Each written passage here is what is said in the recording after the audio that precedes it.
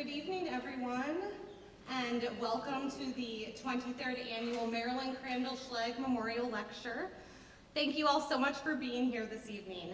My name is Elizabeth Palmer, and it is my honor to serve Albion College as the Marilyn Crandall Schleg Memorial Archivist and Special Collections Librarian. Thank you. The Albion College Library is so very grateful to the Schleg and Francis families for their generous gift of endowing this lecture series. The lecture is named for Marilyn Crandall Schleg, a 1958 graduate of Albion College, who was a medical librarian with master's degrees from both the University of Wisconsin and the University of Michigan, the latter of which being a library science degree. In 1998, a love for libraries prompted Marilyn to endow the college with an archivist position and fund an annual lectureship focused on archives and libraries. She stated, "My family and I wanted to do something for Albion because Albion did so much for me." After Marilyn's untimely death in July of 2001, her family endowed the lecture so that it would continue to serve as a tribute to Marilyn far into the future. This year, we are also very grateful for Albion's Big Read for helping support the lecture so that it could be hosted here at the Bone Theater. Thank you. Our speaker this evening is Dr. David Pilgrim. Dr. Pilgrim earned his doctorate in sociology from The Ohio State University. He is a prolific public speaker and one of this country's leading experts on diversity, equity, and race relation issues. He's been interviewed by CNN, NPR, Time Magazine, the BBC, and dozens of newspapers, including the New York Times, the Washington Post, the Boston Globe, Chicago Tribune, and the Los Angeles Times. Dr. Pilgrim is best known as the founder and director of the Jim Crow Museum, a 20,000-piece collection of racist objects at Ferris State University. He also serves Ferris as the vice president for diversity, inclusion, and strategic initiatives. In 2004, he produced the documentary, The Jim Crow Museum, to explain his approach to battling racism. This documentary was shown nationally on PBS. He is the author of Understanding Jim Crow from 2015, Watermelons, Nooses, and Straight Razors from 2017, and Haste to Rise from 2020. Dr. Pilgrim has delivered lectures at dozens of institutions, including Stanford University, the University of Michigan, Smith College, the University of Virginia, and now he can add Albion College to his list. Dr. Pilgrim is committed to expanding the Jim Crow Museum and envisions the site as a destination for politicians, corporate leaders, civic leaders, and really all interested in a deeper, nuanced understanding of race relations, and racism. After Dr. Pilgrim speaks, there will be time for Q&A at the end of the lecture, and we do ask that you please silence and turn off your phones during the lecture as well. And now, please help me give a very warm welcome to Dr. David Pilgrim. Thank you. Thank you very much. I am not offended by loud and sustained applause. So if that urge hits you, just go with it. I'm a little bit, I gotta get my energy level up. I drove in a couple hours from Grand Rapids and then had a big meal. So I gotta get the juices flowing here. So help me out a little bit. I wish I knew the name. Oh, and by the way, thank you to everyone who helped bring me here today. People have been so gracious, and you know, the last couple years I've done so many Zoom presentations and you forget what people look like. And so I don't take these things for granted. I'm getting near the end of my journey, and now each time I get a chance, I'm thinking to myself, there may be somebody in the audience that I say something and it motivates them to a level of activism that they didn't have before. And that's an awesome responsibility, isn't it? So I'm gonna get started. I am positive I'm gonna screw this up, but I'm gonna make sure that I can go backward and forward. Okay, good, so that was easy. I wish I knew more about that image over there to the far It's not a postcard, it's not a trade card, it's a photograph in the Jim Crow Museum. But I can't find out, when it was made. I can't find out anything about it, but it just struck me the first time I saw it because, for the same reason it's striking you right now. I want to give you a little warning, even though I have taken out a lot of the imagery from my presentations that I find especially offensive. The reality is that, we have different levels of sensibilities when it comes to what offends us. And I have spent my life collecting objects that were meant to be offensive. It's just that I found a way to use them in a way that was productive. For example, this piece right here, this is a Halloween mask. Sometimes someone says to me, well, all Halloween masks are ugly or scary. Yeah, but in this case, the features, the natural features of African people have been exaggerated to the point that they become monstrous. And so it becomes a Halloween mask. I'm walking around the museum one day. We're located, of course, in the metropolis of Big Rapids. Sometimes people say to me, where's Big Rapids? I feel like I'm in jail or something with that light up there.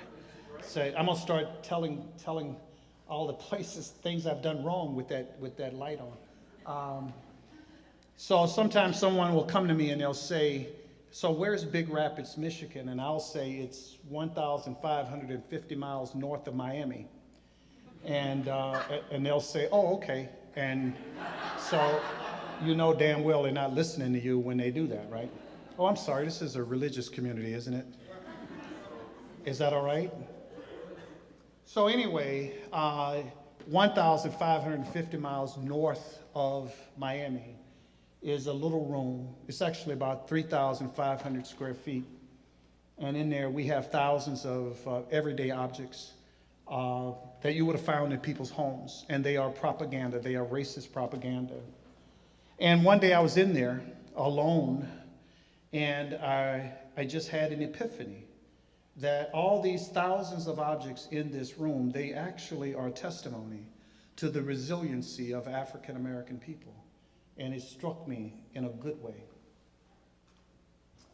So I bought my first piece when I was maybe 12 years old. I grew up in Mobile, Alabama, multiracial, mostly black, Venezuelan, and Native American. So in Alabama, that makes you black. And I grew up at the end of Jim Crow, and so there was still the vestiges of Jim Crow. And I was at some type of flea market / it was a hybrid flea market, carnival type thing. And so you had the rides, the carnival rides, but you also had people selling little knick-knack kinds of things. And so someone was selling something like this. I bought it and I broke it.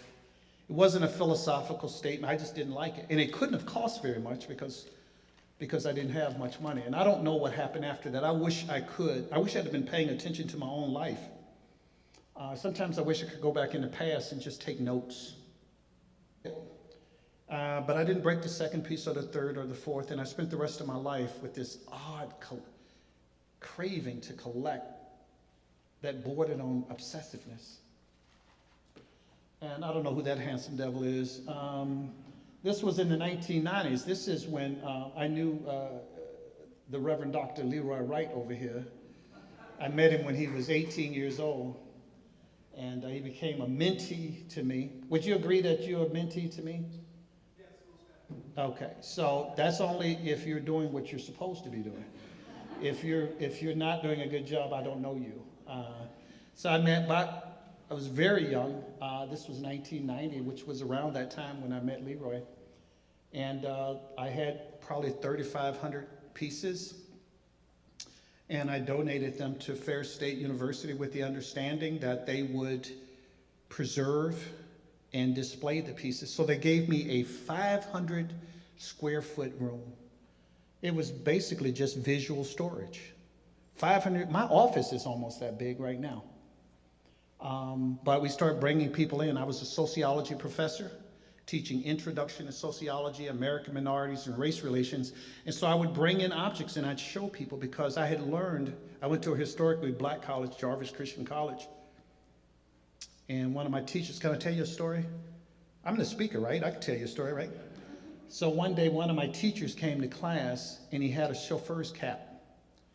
And his Dr. O.C. Nix, a very mean teacher, by the way, and taught political science. And he came into class, and he put the chauffeur's cap down on the desk, and he said, what does this have to do with Jim Crow? So we were good students.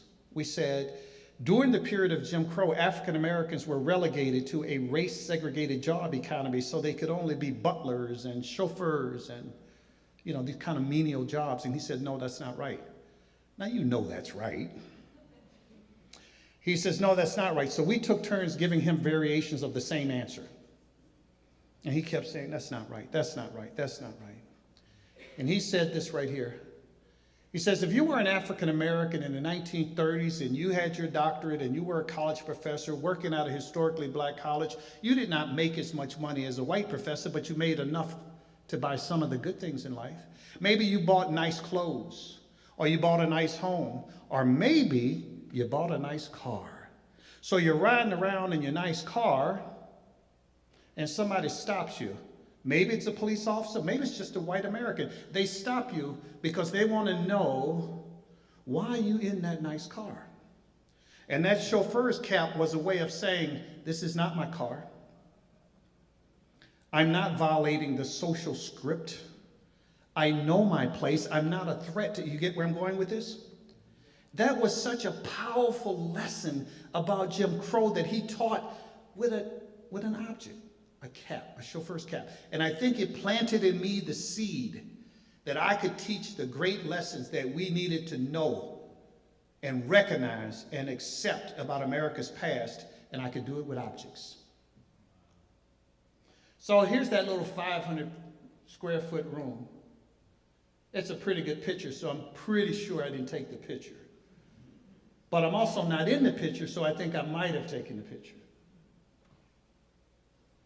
You don't have to know much about teaching pedagogy to see that there's learning going on in that room.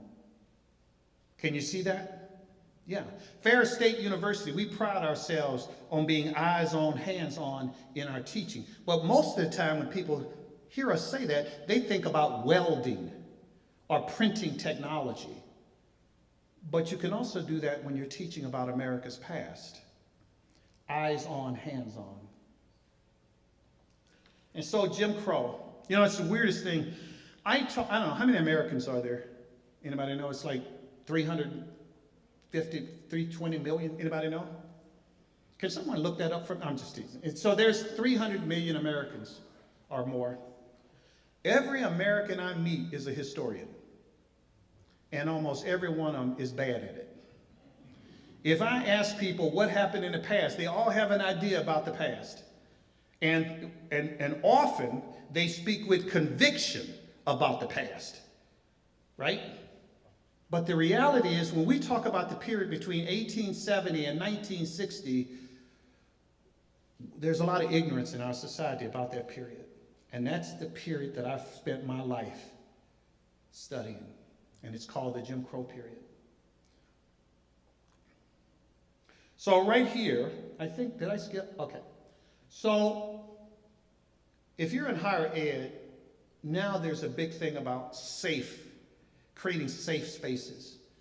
I like safe spaces, but do not ever confuse comfort with safety.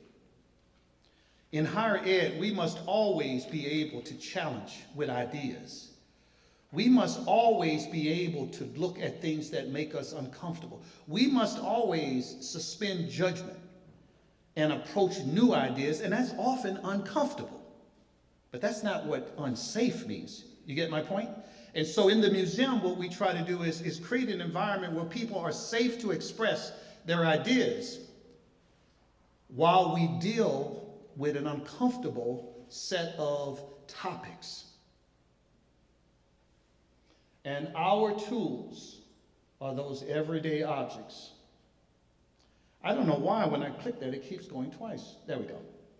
So, when I was young, I thought propaganda would be a grainy film or a leaflet You know, like during the Vietnam War, when the pilots would drop down leaflets disseminated to persuade people to a certain view, right?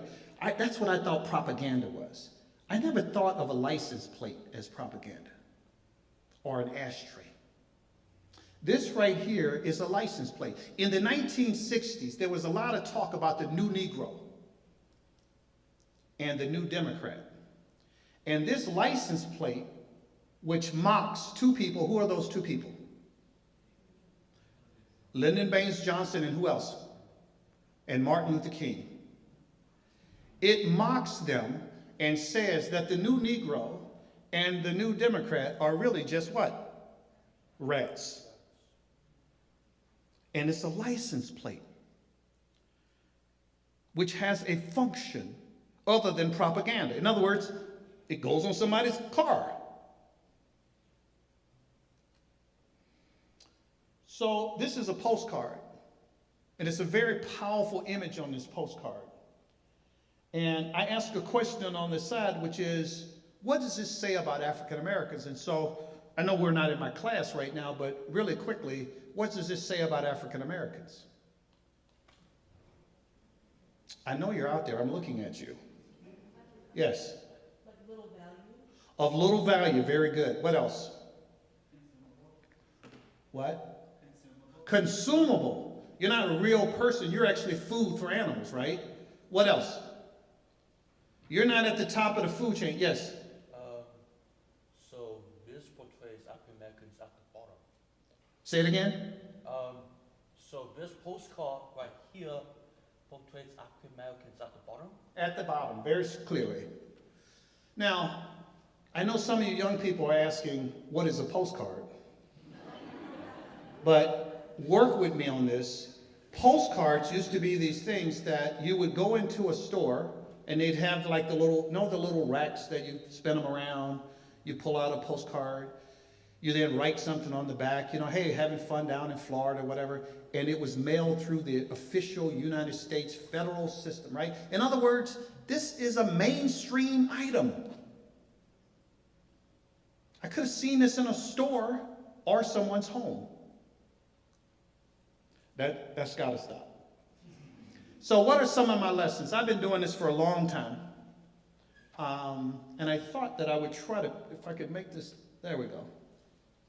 So I have an advantage in the museum. When you go to a museum where the name of the museum is the Jim Crow Museum of Racist Imagery. We just changed it from racist memorabilia, of racist imagery. You expect that when you get in there, you're going to talk about what? Race. About race relations, and racism. Now, just because an object is in there doesn't make it racist, but it means it helps us talk about it. So I have an advantage over almost every American, because most conversations about race in this country occur, dare we say, organically, like in the hallway, at the baseball game, in the office. It occurs without preparation. So when you come into the museum, I have to say to myself that I've seen these objects thousands of times, but many people coming into the museum, it's their first time thinking about some of these things in this direct way, and they have to process that through all their ideas about race. So they're not only bringing the objects, bringing themselves to the objects, they are bringing all their attitudes about what race means to that space. That's one of our docents. Actually, now she's the collection manager, Cindy Teague. And it's so interesting to me that people come to a museum.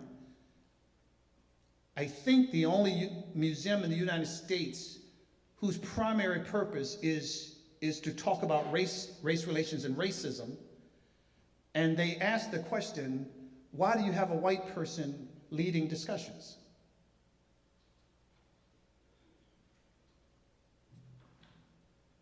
We have lots of people leading discussions.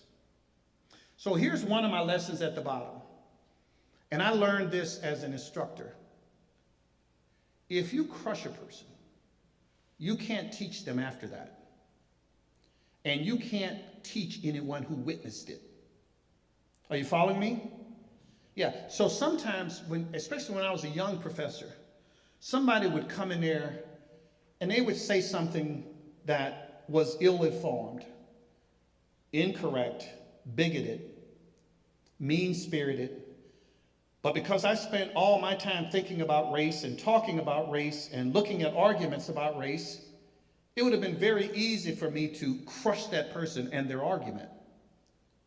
And there would have been a sense, a cathartic sense, a feel-good sense, right? Oh, I put them in their space. I let them know what was what. But you can't teach a person after that. And you can't teach anyone who witnessed it. Doesn't mean you don't engage people. It doesn't mean you don't push back. It doesn't mean you don't have deep and nuanced discussions that are sometimes difficult and even sometimes painful. But that's different from crushing people. So here's one of the really hard lessons. I have people I travel all over this country, and almost always someone raises their hands at the end and says something to the effect of, didn't we finish this? Aren't we done with this? Didn't we perfect this? Why are we still doing this? This is not work that gets finished. This is a garden that has to always be tended. And that's a hard truth.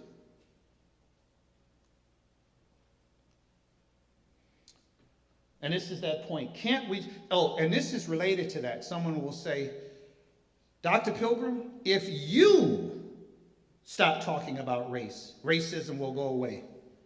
That doesn't even make stupid sense. How would it stop going away because I stopped talking about it? No, the trick is to not stop talking about it. The trick is to talk about it better, to talk about it with respect, to err on the side of compassion.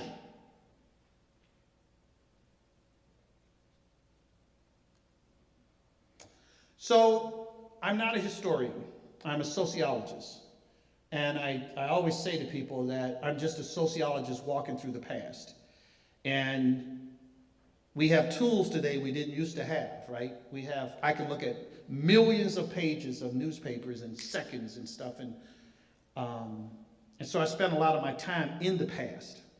Also in the future, by the way, but in the past. And one of the distinctions I make, and I say this with no disrespect to people with degrees in history, but one of the distinctions I make is between the past and history. For me, the past is what happened. History is what you told me happened. And those might not be the same thing. They often are not the same thing. So here's a quote. It's not especially profound, but it's out of my brain and I'll share it. Americans like happy history. Narratives that make us look smart, brave, and exceptional. We want a history that has been cherry-picked, one that ignores our mistreatment of the weak and disfavored, a history that can be celebrated at picnics, parades, and in smug conversations. This approach to history is neither honest nor mature. Now, notice what I did not say. I did not say that there was not greatness in this country's past. I did not say that. I did not say that there are not things in our past that we should have parades about, that we should feel smug about even. But I'm also saying that if you look at all of our past, and if you look at it in an honest way, you know darn well there's some things we shouldn't be proud of. And that's got nothing to do with politics. That's got to do with just being sane.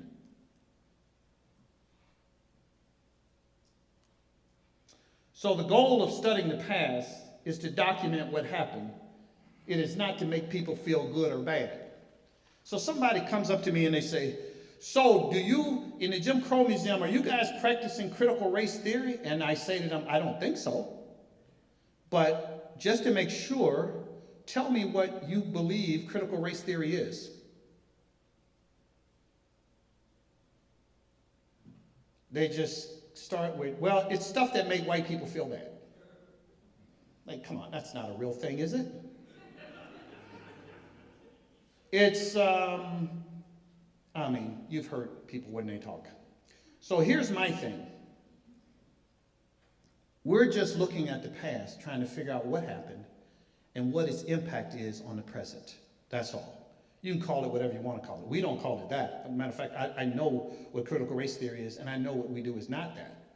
But we do take a hard look at the past. The good, the bad, and the ugly. That was a cowboy movie with, anybody remember that movie? The Good, the Bad, and the Ugly? Clint Eastwood. Oh, there's a guy right there, isn't it? By the time I figure out this clicker, I'll be done. Okay. The forces of the universe do not want me to show you that one. So we study the past because it happened. And because we live in the residue. So hear me when I say this. We are more democratic and more egalitarian than we have been as a nation, the last 6 years notwithstanding. We are not the city on the top of the hill, but we are a heck of a lot closer to it than we were in the past, okay? However, the bad residue and the good residue, the residue of the past morphs into the present. So here's some of that residue. Look at that image in the middle. So when I talk about, and we talk about everything in the museum, when we talk about politics, one of the things that I say to people is this: I can't think of a president whose policies I agree with, say 60 or 70% of the time. In other words, I pride myself on being a thinker, and so I disagree with, now some I disagree with more than others, but there's no reason to reduce a person to racial caricatures and stereotypes because you don't agree with their policies. That over on the side, that was, if you know 131, well, you know 131 because it comes down here, but if you go up just north of Rockford, there's Burley Park where they do a flea market. They do flea markets during the summer. And I just took a picture out there at the flea market. Here's about incarceration, and of course here, you've seen these ugly images related to the border. This is the residue, or some of it. And this is the residue. Not just that George Floyd was murdered, but that some young people in our society made a game out of it. So, but I am pleased about this. Well, I'll tell you what I'm pleased about in a second.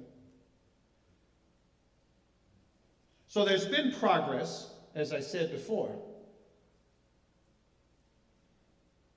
But some of that ugliness from the past just won't die.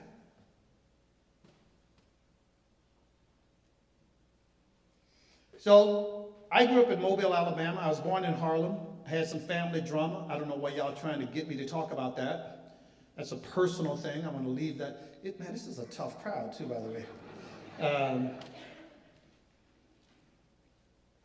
So I got raised in Alabama from the age of 1.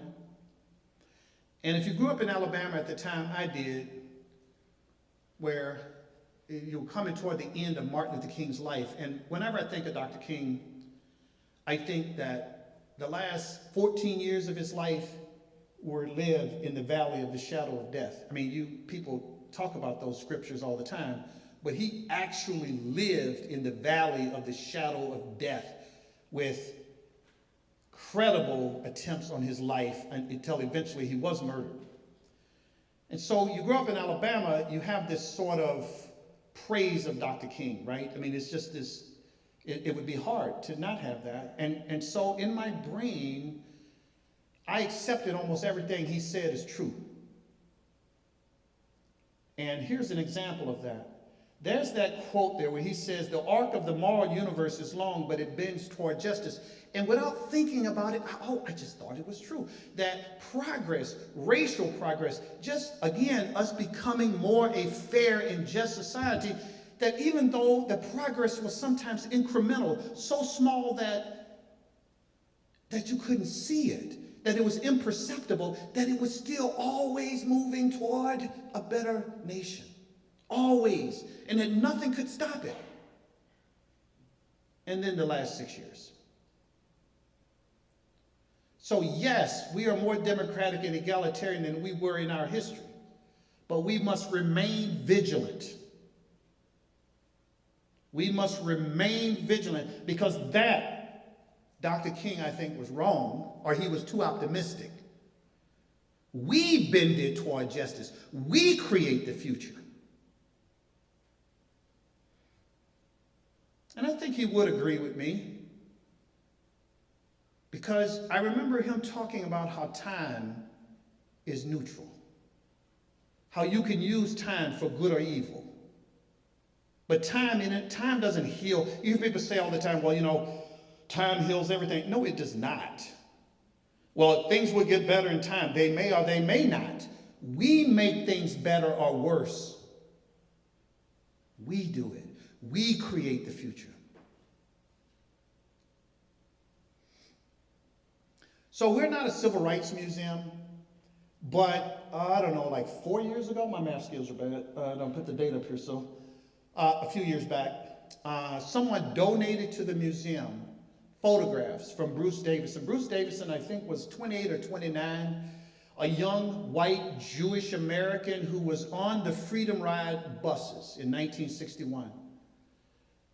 And trust me, his life was in danger just like the Freedom Riders. And he was the one who took the pictures that you see in the history textbooks. And someone gave us all the originals of all those historical pictures.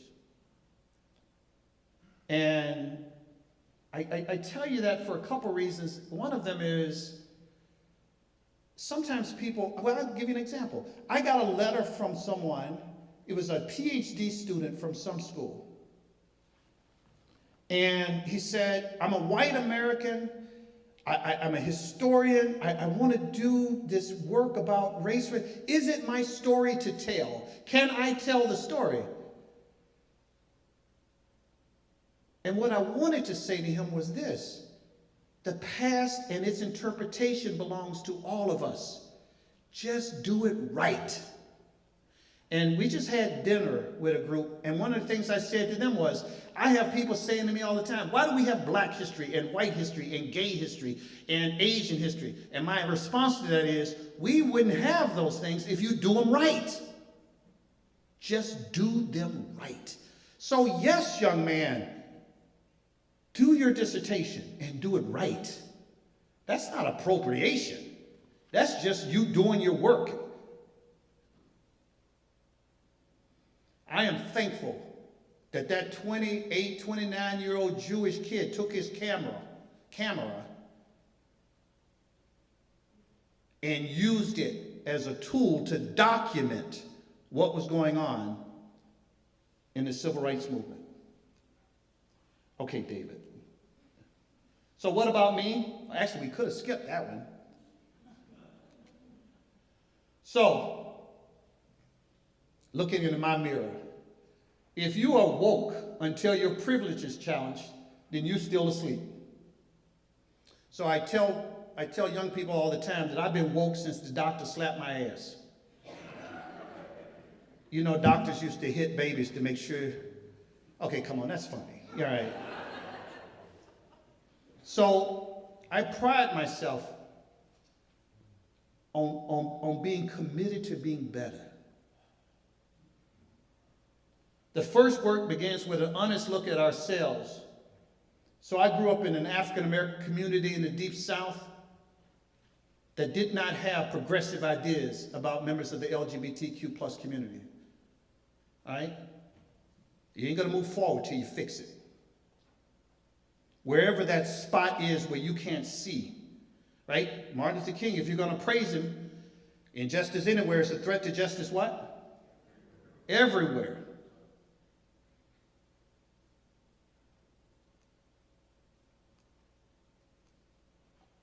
Thought I had it. So this is the hard part. We live at a time right now when it's more important to be right than it is to make the right decision, and certainly than it is to be a righteous person. And one of the harder things for me as an activist is to listen to people and not just be waiting for them to finish so I can tell them how they were wrong, but to listen with humility. Man, that is tough, especially when they're wrong. So one of the things that I encourage people to do is be intentional about their education. And if we're going to invest, I tell universities this all the time. Of course, I'm a vice president for diversity and inclusion, so you would think I would say stuff like this, that we ought to have the same interest in diversity, equity, inclusion, and belonging as we do in assessment. It ought to just be the way we function.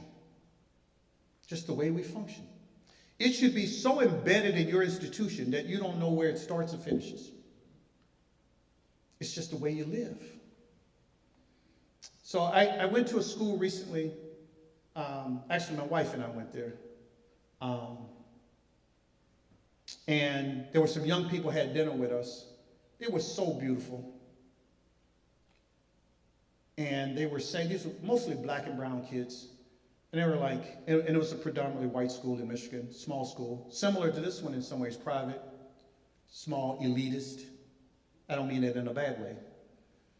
And I said, so how are things going here? And they're like, well, everybody's nice. And people say, hello, how y'all doing? And no one calls us a slur. And by the way, these are good things, in case you're wondering. Okay, as a person who's been slurred, keep that to yourself, all right? So to not be slurred is pretty cool, right? No one follows us around, no one stalks us. Teachers don't call us out in class asking us to be representatives of 13 million people. There's none of that. But we don't feel like we belong.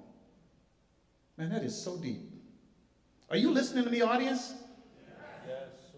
I'm saying that it's not enough to have a welcoming campus. Welcoming is part of what we do as the campus. Belonging is what people feel. Does this campus belong to me as much as it belongs to everyone else?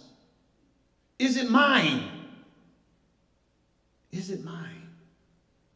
Man, one of the most heartbreaking things happened to me at Ferris. We had a racial incident, and things got intense, and they do, and people are talking and then whatever, and this African-American student stood up and he said, Dr. Pilgrim, you know damn well this is a white school. Did he mean predominantly white? No, that's not really what he meant, is it? I wish that's what he meant. Did he mean historically white? No, that's not what he meant. What he meant is, this campus doesn't belong to me the way it belongs to the person I'm arguing with. And then I felt like a failure, because a part of my job, even if it's incremental, is to move us toward a day when that campus belongs to him as much as it belongs to anyone. When it belongs to the kid in a wheelchair as much as it belongs to him. When it belongs to a trans kid or a gay person or someone who's Muslim or someone who thinks there is no God. When it belongs to all of them as much as it belongs to any of them. So I just say Loretta Ross, I'm a little jealous, and I am petty too, by the way. She just got a MacArthur fellow. And I think that comes with $700,000, by the way, in case you wonder the basis of my pettiness. But yeah, so she's good people. And I love this from her, where she says, instead of making people feel shame for their bigotry, and that doesn't mean we don't acknowledge that there's bigotry, but instead of making them feel shame of it, each of us should respectfully question and sincerely listen to one another so that a conversation starts instead of a fight. And she says, let us call people in instead of what?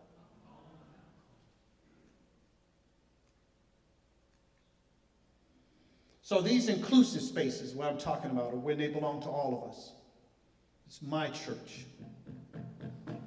One of the shames in this country is that our churches, as Martin Luther King said, at 11 o'clock on Sunday mornings are the most segregated hour in this country each week.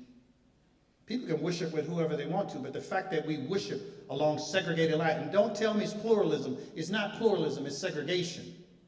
When you talk about a white church and a black church and a red church, oh, that's just a shame. And every night when we go to bed and there's bad sides of town, and we don't lay in bed tossing and turning because there's a bad side of town. We thank God we don't live on the bad side of town. There should be no bad sides of town in this country. We have more wealth than any country in the history of the world. Real patriotism is not getting misty-eyed when you see a flag waving. That's fine. Real patriotism is loving other Americans, no matter how they look.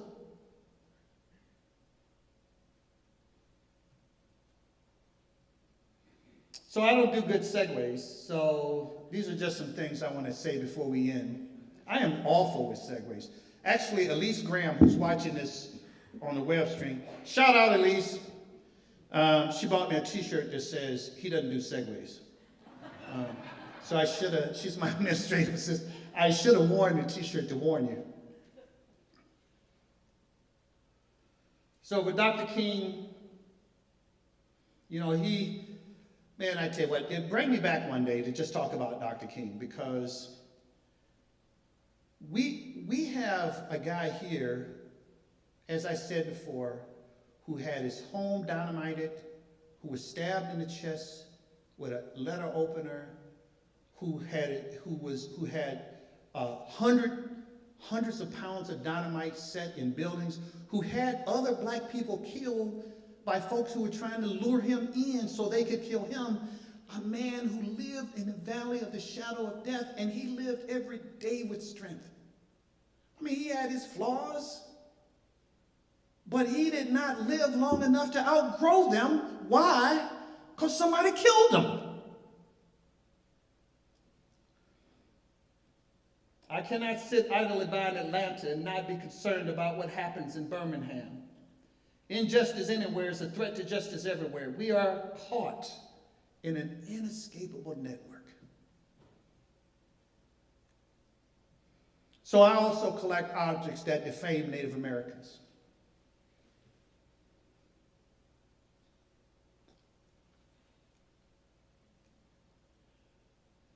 And Mexican Americans.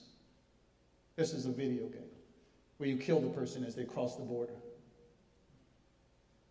My students were playing this one day when I came in class. The weird part about racist games, first of all, it is a pernicious, sneaky way to spread racist propaganda through toys and games. But the other thing I've noticed about people, especially young people, when they play racist games, after a while, they just start trying to win.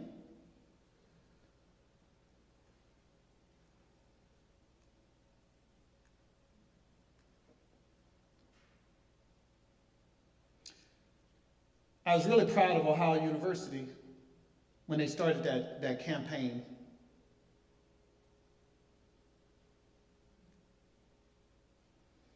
So here's another one of these quotes. I'm not saying it's profound. It's just out of my brain. I just want to share it with you, and it's this. If it requires courage to speak, there is something wrong with the situation, not the speaker. There's billions of people on this earth. The possible interactions between them are almost incalculable. And I don't care to the zillionth degree how many exchanges are possible. There is not a single situation where it should take courage to speak. Not one. I'm a sociologist. We don't use absolutes, and I'm using an absolute right here. There is absolutely not one situation that should occur between humans that should require courage. And yet, many times they do. Someone's afraid to lose their job if they speak up. Someone's afraid to lose their relationship if they speak up. Someone's afraid they won't get something they want if they speak up. Something's wrong with every one of those situations. Are you following me? Yes. Yeah, it's not the person.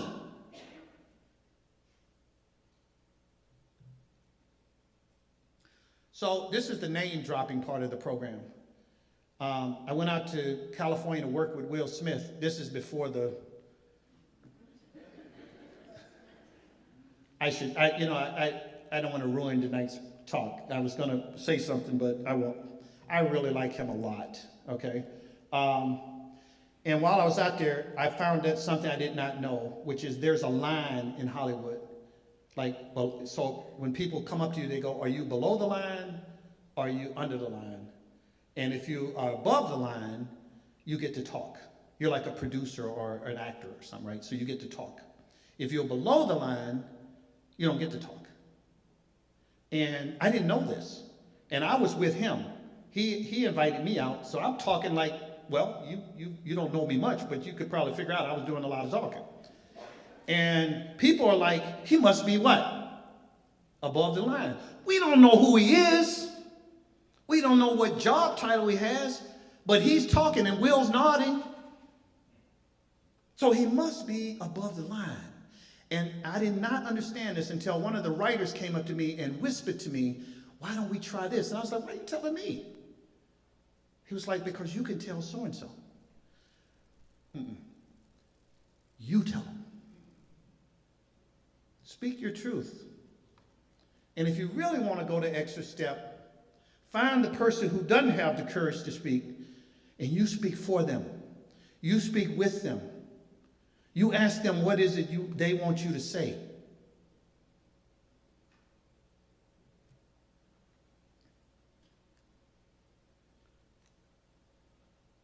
So, excuse me while I kiss the sky. Anybody remember Jimi Hendrix? Not really? Okay. So this is me kissing the sky. Oh, did I skip something already again? Yeah. Young visitors to the museum asked me, what was it like to live during the civil rights struggle? I gently tell them that we are living when? We are living during the civil rights struggle. I was really, I wouldn't say I got discouraged, and I certainly was not defeated, but I was more than a little concerned because I grew up in Alabama when George Wallace was governor. And I heard a level of racist consciousness when I was a child that I thought, because I'm believing Dr. King, that I thought we would never go back to that. You know the whole thing about the arc of the universe, right? I thought we would never, ever hear that level of racist discord ever again. And I started hearing it about 6 or 7 years ago, and it bothered me. And then I started looking, after Sandra Bland and George Floyd and others were murdered, and I started looking at these young people out there, and I listened to them. And if there's a protest somewhere, I'm out there. And I'm listening to them, and I start thinking to myself, there are white people out here, there are black people out here, they're mostly young though, and you know what? They ain't having it. Do you understand what I mean when I say that? Is that too Alabama for you? These young people ain't having it. They want to hold this country accountable. And it renewed me. And I have a little TV show. And by the way, I mean a little TV show. I think we have 9 viewers. That's when I didn't want you to laugh. You withhold your laughter at appropriate not Barack, okay, whatever. Borat, what's that guy? You know what I'm talking about.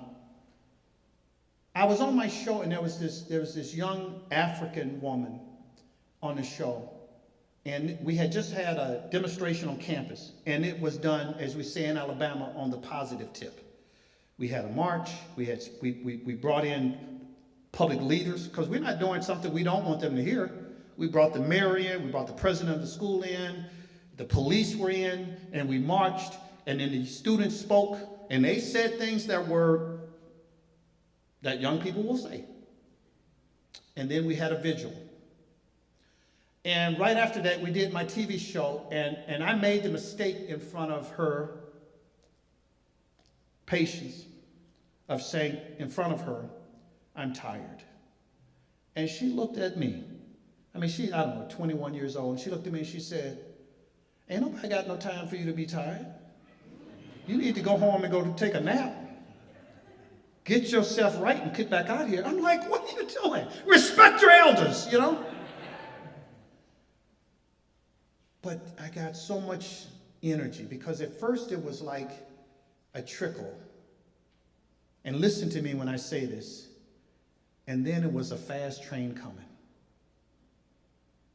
And it's a shame that it takes the death, a videotape death of anybody to get us to have the conversations we need to have. But once we start having them, corporations and police departments and colleges, let's don't stop having them.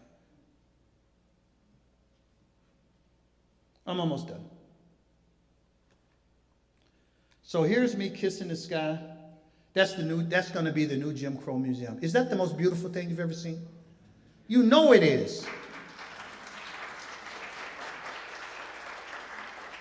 So I'm only about $17 million short. Again with the inappropriate laughter. And our motto is, no check is too large. I'm going to do this.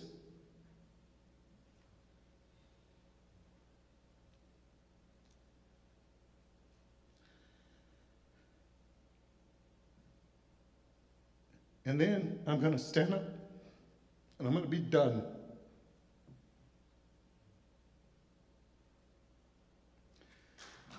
No, don't do that, don't do that, don't do that. I'm going to do it. And people are going to come from all over the world. They already come to that little place. And they're going to come to the metropolis of Big Rapids. And I don't believe you can perfect this world. But I believe you can repair it. And that's the work we're going to do. And we're going to highlight, and not this time, instead of just showing the racist objects, we're going to show African Americans pushing back at every level. And sometimes pushing back with their activism. And sometimes pushing back with their accomplishments. And sometimes just pushing back just by holding on to the dignity that God gives us as individuals. Just a little girl with her books. The little poor girl in Pritchett, Alabama, walking with her books. We're going to push back.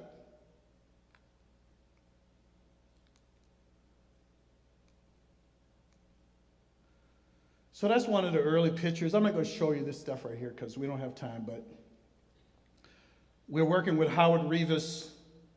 They're the exhibitors who did the museum in Memphis at the site where Dr. King was killed. And so they're helping us design this facility.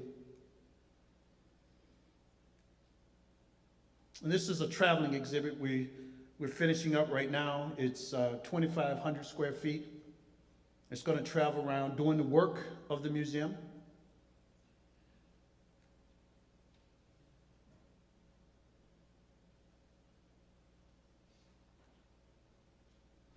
So on 131,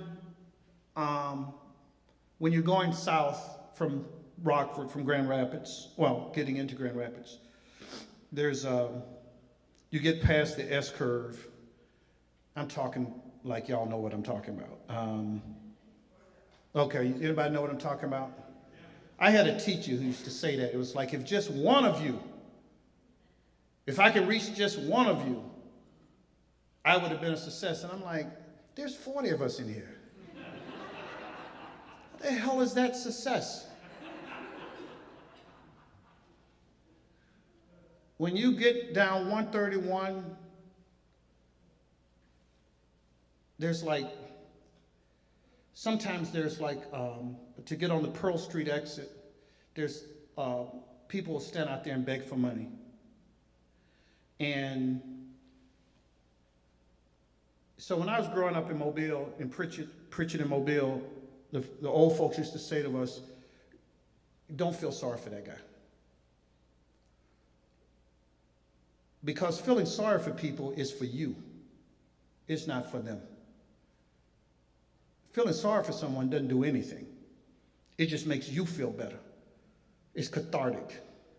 So when you see someone who's being hurt because of their race or because who they love or because of the way they look, and you feel sorry for them, you pity them, you haven't done anything positive. Instead, compassion is not pity, not even empathetic pity.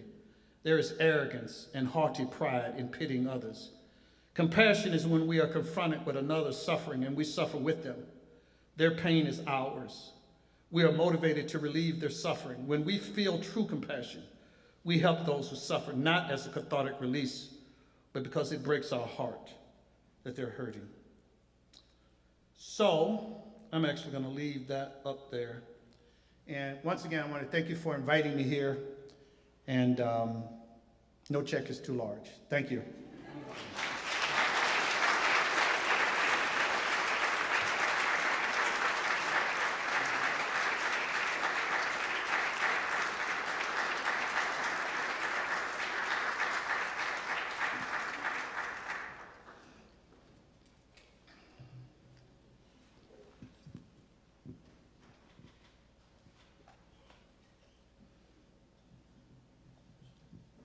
We are going to have questions. If people want to ask, we'll come around and give you a microphone.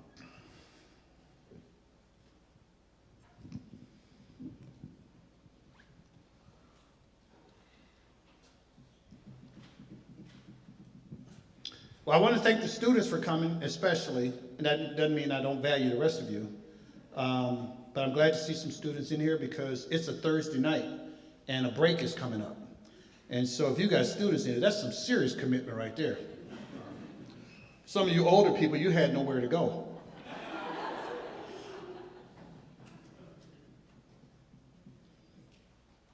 Well, that's fine. Okay.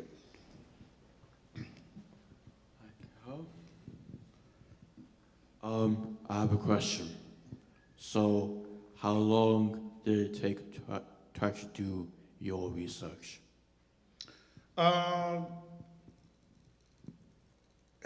Man, I don't know. I have to tell a story every time I answer a question. In 2011, I was driving down 131. It's like my whole life is on 131.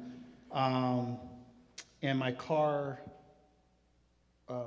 skidded off the road. I totaled my car, knocked myself out, and I had a moment. And so over the next 4 years, I wrote 3 books. And before that, I hadn't written a book in 15 years. And so I think what happened is I realized that life is a mist.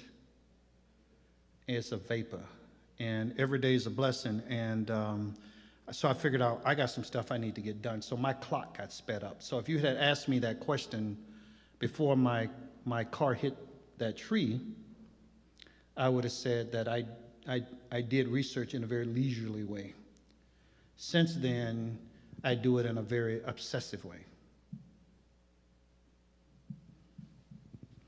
Yes, sir.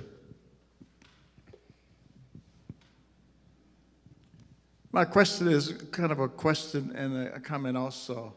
I grew up in Alabama myself, 100 miles north of Mobile, a little town called Georgiana, Alabama. I know exactly where Mobile and Pritchett is located. I used to have relatives living in Pritchett and Mobile. Okay. So my question to you is, how long did it take you to understand the racism that was happening in the South? I did not learn of all the racism that was happening until I moved to Panama City, Florida, at the high school. Okay. So I don't know your age, and we probably are about around the same age or something. I was a part of the classes that we used to use the term integrate or desegregate, right? So I was the first class that went to Pritchard Junior High, and so there were all the fights that we had with people. I'm writing something, and I was writing about, did you guys remember To Kill a Mockingbird? The Yule family in To Kill a Mockingbird, this really poor white family. That was the economic class that surrounded Pritchard Junior High, and we fought every day going to Pritchard Junior High. And so, and then it was also when all the white flight occurred. So first, the white people who were wealthy left, and then the ones who were professionals left, and then the middle class people left, and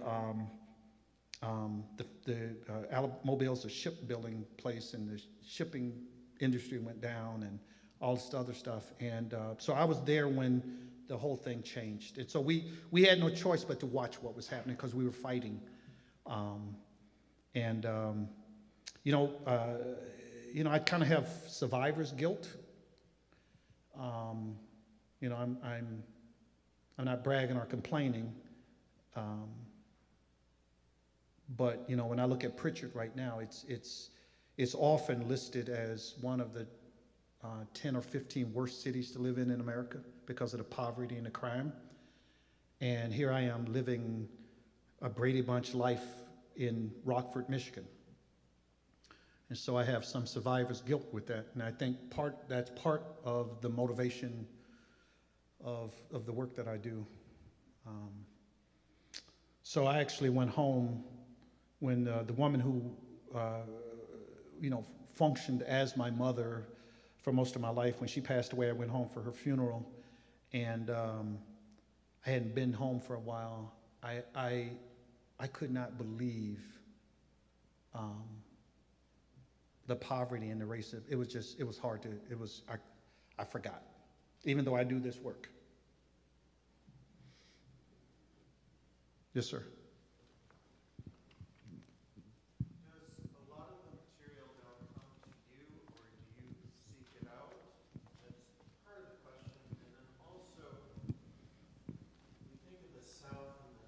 Mm-hmm. This material must come from all corners of this country. Mm-hmm. And what are your thoughts on that? Yeah, so it comes from all parts of the country, and one of the things we're going to do in the new museum is have a section called a section on Jim Crow and civil rights in Michigan.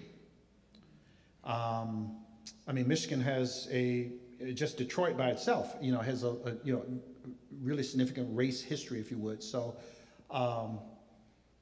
we're going to do that in the new museum. In terms of pieces, the 3,500 pieces that I donated to the museum, that really was not a sample of what I had seen. It was a sample of what I could afford, because I never had a lot of money.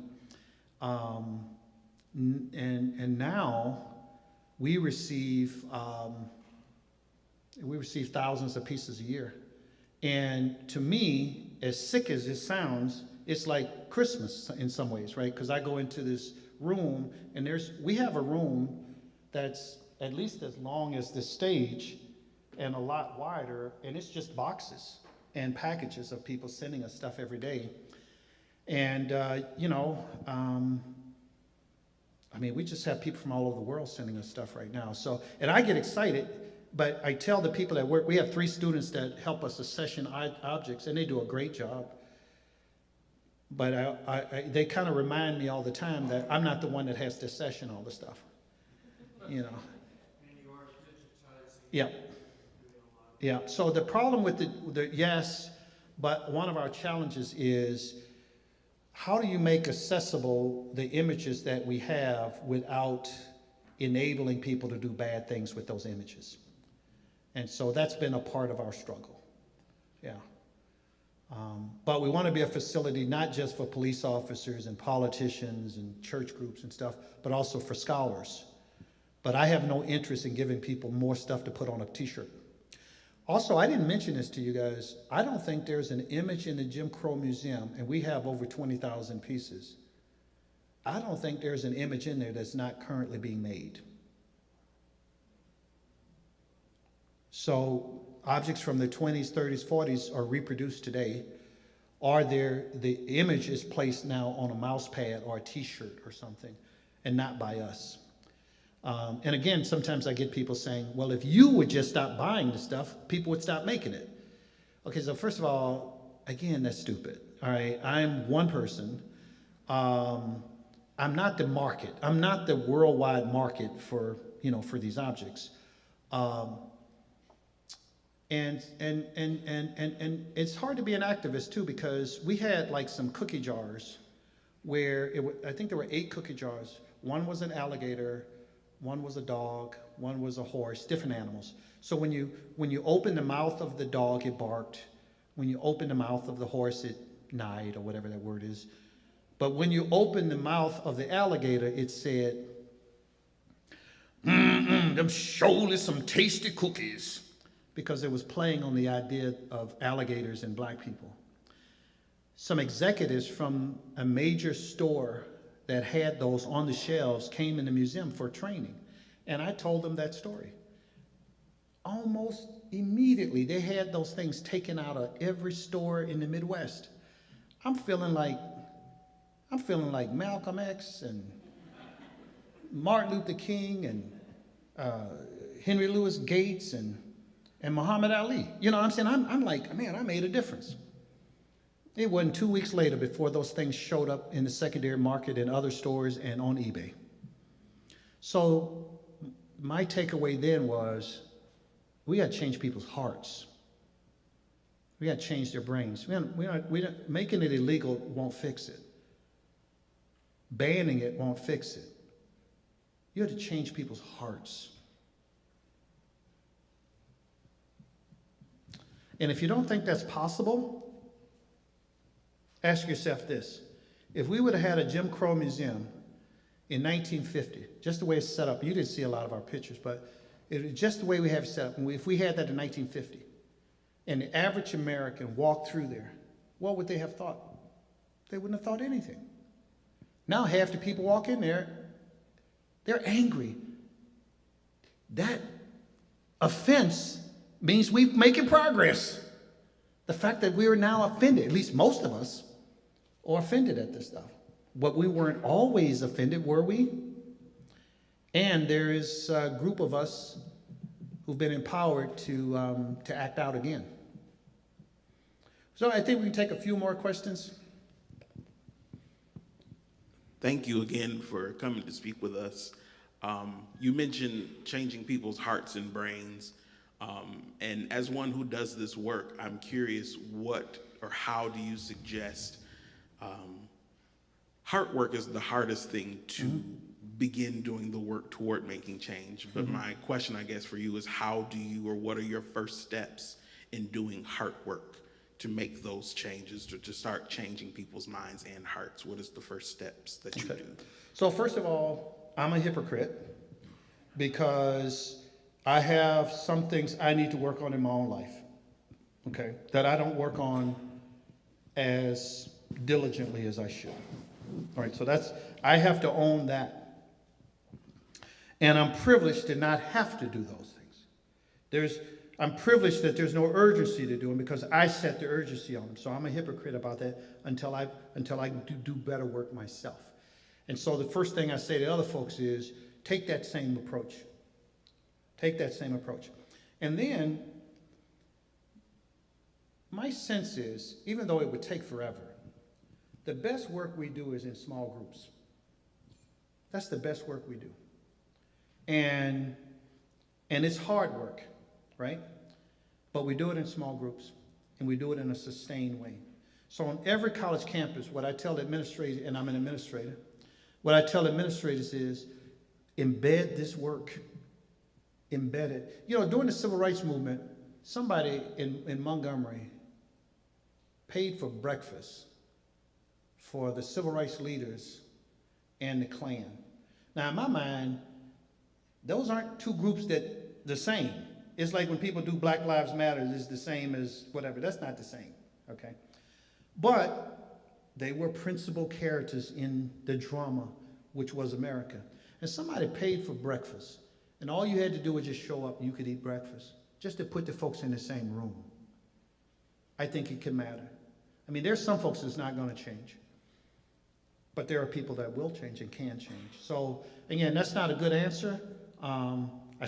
We should start with ourselves and start in small groups. Now that's on the work here, but this nation also needs to change.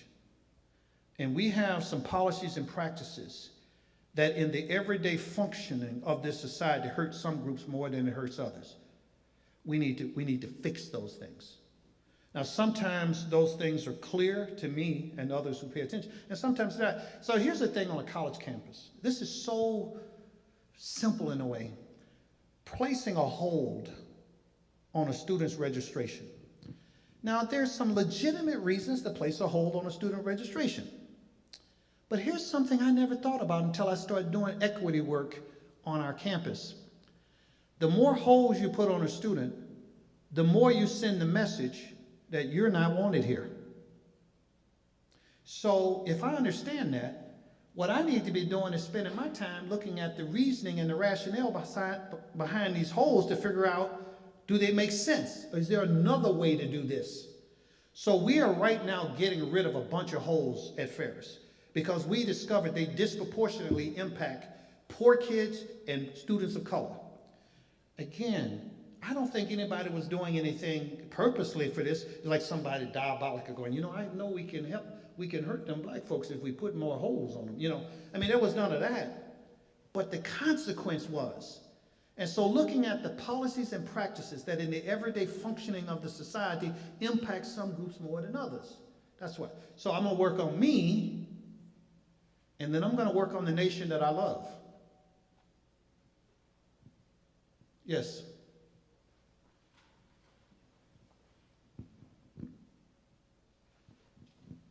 Thank you for coming, and certainly without overgeneralizing, perhaps you could say something about how different kinds of visitors to your museum react, like especially children versus adults, or maybe black people versus white people in general?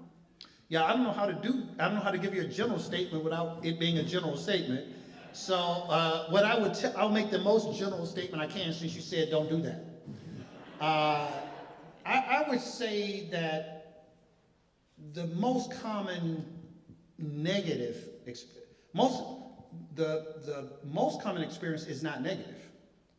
The most common experience is a kind of reflective space, right? But the most common, I would say, if you're going to do negative, positive, would be a kind of reflective sadness, okay? Which is, oh my goodness, I didn't know. I just didn't know. And I've had that experience, right? Because I've collected over 2,000 objects that defame, mock, and belittle women. And I remember when I went to one of my male colleagues and I told him because I wanted to create this other museum. And I said, I'm going to collect this stuff about women. And he said the most profound thing. He said, where would you start? And the other question is, where would you finish? And I think people have that, and I was stunned. I was overwhelmed because I was like, oh my, I didn't know. I just did not know. And I think people have that experience when they come in the museum. It's like, oh my goodness, wow, really? So we have like, and I don't like emphasizing the Klan. If I had my druthers, we wouldn't even have the Klan in the museum because it allows a person to say, this doesn't impact me because I wasn't in the Klan. So most of our objects they're the everyday objects that were in our homes, right? But I have these two objects from the Klan. We have lots of Klan stuff, but I have these two objects in particular. They are tree toppers for a Christmas tree. A Christmas tree topper is an everyday object, but it's a Christmas tree topper. And I think when people realize what that is, then they realize they sometimes get overwhelmed. And I think there are many objects in there like that, right? Henry Louis Gates, this is my second name dropping thing. Henry Louis Gates, he was a friend of the museum and my friend. The first time he came to the museum with PBS, he just stood in front of one piece. It was just a picture. I would see that picture all the time. He just couldn't get past that picture. You know, so people have, there's something in there that will resonate with folks. But I can't wait till we build a facility where some of what resonates is the response. It's not just the, you know what I mean? It's the little girl with the books. In case you're wondering, that's one of the pictures that we got from this photographer was a little girl. Oh, sorry. Who was carrying her books, and it just resonates with me. So I would say kind of reflective sadness. And if it stays there, we probably haven't done a good job. So the museum experience has to also be a part of a dialogue and discussions and the like. Oh, maybe a couple more.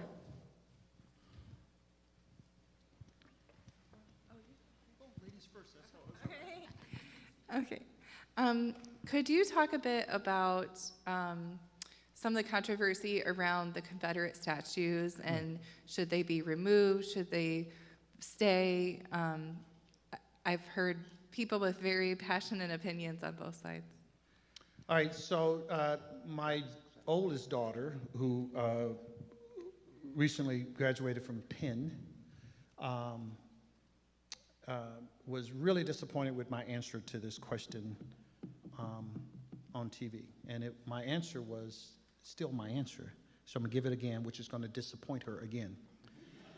And that is, I would be really a hypocrite if a person who spent his life collecting racist objects said that they should all be destroyed.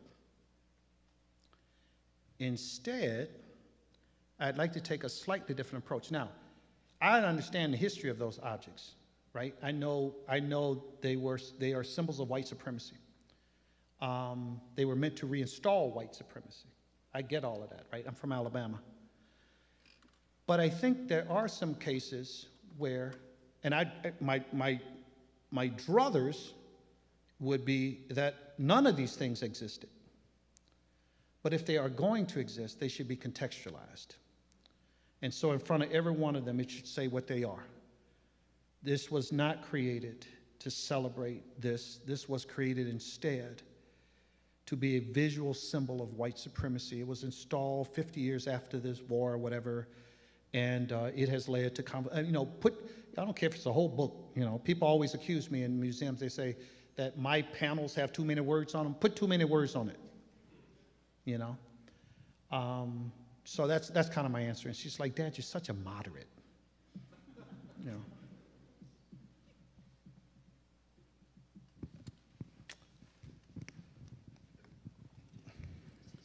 That was actually okay. Yeah. Well, and we've actually had, and this is being streamed back to Ferris, so I want to be careful how I say this. We've actually had, we've probably been offered 10 Confederate statues. I'm like, yeah, right. I'm going to put one of those on our campus. You don't even want it in your community, but I'm going to stick it on the front of our campus. You lost your mind, So no, we're not going to do that, but, I am for moving them. I shouldn't have to see one when I go to get a Social Security card. Or go on, tax-paying, dollar. That shouldn't be a part of that experience.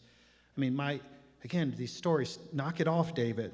My high school chess team won the Alabama State Chess Championship, first all-black team to do that. And we came in second, and we came in third, right? We took 3 teams. And after it was over, we went to the Capitol building. And so here we are, these 16, 17, 18-year-old kids, right? All African-Americans from Pritchard, Alabama. And we're feeling all good about ourselves, walking around state chess champion. I didn't say basketball, right? I didn't say baseball, although we were good baseball and basketball and football players, right? I said chess.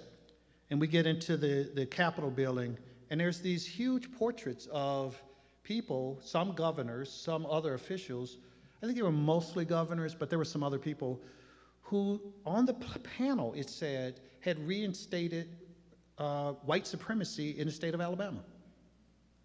That's in the state, that's in the Capitol bill. I mean, it's in there, right? And now I think to myself, I'd keep their picture up, but I'd put more words under it. I would say something like, this was installed in such and such year, and here are the words that were there. And I'd even add the part, and they were there when David Pilgrim and his chess team came through here to try to bring us down. You know, so I'd put that little part there like an asterisk, you know what I'm saying? And then I put another part under there. I'm not trying to rewrite history. I'm trying to explain what really happened. I think we have time for yes. I was wondering if you could speak a little bit about how if there are any courses at Ferris State that engage with the museum and what that looks like. Yeah, we need to do a better job with that. We did just get a major in social justice. And so we're gonna wrap in, and we're working with academic affairs to do that. So my vision is like a beehive, right? I mean, just you walk in there because it's gonna be this 2-story place, right? And over here you have a class, over here you have some corporation, over here you have a teacher and all. So, excuse me. But I don't want it to just be about social justice students. I want it to be our welding students.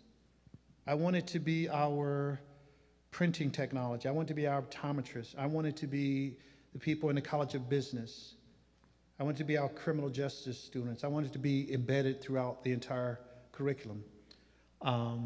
But that's kind of my philosophy of DEI stuff anyway. I mean, the simple thing is to have a class and force people to be in there who don't want to be in there. The better thing is to embed it in the way we approach knowledge. So I'm going to end with this part right here. One of my colleagues, one day I was on campus and I noticed our art was profoundly white. And by that I mean it was profoundly white. It's like, oh my goodness, this is the University of Vermont. It was like everything was white. And I had heard that, that the first African-American student was Gideon Smith. And he had been at came to Ferris in 1910 from Hampton, Virginia. And so one of my colleagues, Franklin Hughes, shout out to Franklin, I said to him, go and find a picture of Gideon Smith so we can create a nice portrait of him or a bust. And he came back with a picture and it had 2 African Americans in it. And I asked him who was the other one. And he was like, I don't know. And I'm like, dude, go find out who the other one is, right? And he started, Ferris owes this man a great debt. He started looking. And one day he came to me and he said, the first African American to win a case before the United States Supreme Court was Belford Lawson, and he went to Ferris. Now, unfortunately, after he finished at Ferris, he went to the University of Michigan. By the way, I went to Ohio State. I thought I would add that just at the end, go green and take blue with you. Okay, so so anyway, he was like, yeah, he went to Ferris. I'm like, dude, I taught here for 17 years. We have people who get a check every 2 weeks teaching teaching history who didn't know that. We have archivists who didn't know that. I was like, are you kidding me? And then I started researching with him, and we found out that Woodbridge Ferris, our founder, was friends with Booker T. Washington and was an admirer of W.B. Du Bois. And he brought Booker T. Washington to Ferris in 1902. And that they had an agreement. And about 70, and they were all men at the time, okay? 70 African-American young men from Hampton, Virginia, who had attended Hampton, what was at the time was Hampton Institute. They came to Ferris to take college and college prep classes. And then they left and they changed this. I'm not exaggerating when I say that. I mean, it's not like I work for advancement in marketing. I'm talking about these folks changed this whole country. 1947, Percival Prattis became the first African-American admitted to the press galleries of Congress. He went to Ferris. Dixon, what was Dixon's first name? Russell Dixon? The dental school at Howard University is named after him. While he was at that school, they educated 1/2 of all black dentists in the United States. Why is that important? Because that was the one occupation where black people could be civil rights leaders. They had their own business. Their business wasn't related to whites having to support them. They had their own building. They had education. You look at all those local town civil rights groups, it was often a black dentist. And many of them went to Ferris. And I was like, even Michigan State, somebody said Michigan State, Gideon Smith, first African-American athlete, he learned how to play football at Ferris. And we didn't know anything about that history. And he and I wrote a book called Haste to Rise. And we found black people that were there before they were there. So I say this because there were gay people at Ferris. There were people with disabilities at Ferris. There were black and brown people at Ferris. Just tell it right. And because other people have told these stories wrong, they've told incomplete histories of the past, that means we now have to go back and straighten out the record. It's rewarding, but it's work we shouldn't have to do. And we certainly shouldn't have to defend doing it. So I challenge you, three things. One, come to Big Rapids, Michigan, to the museum. 2, you create something positive. You create something positive. I showed you a bunch of ugly stuff. You create something positive. And then finally, help unearth those heroes that have been hidden. So thank you very much.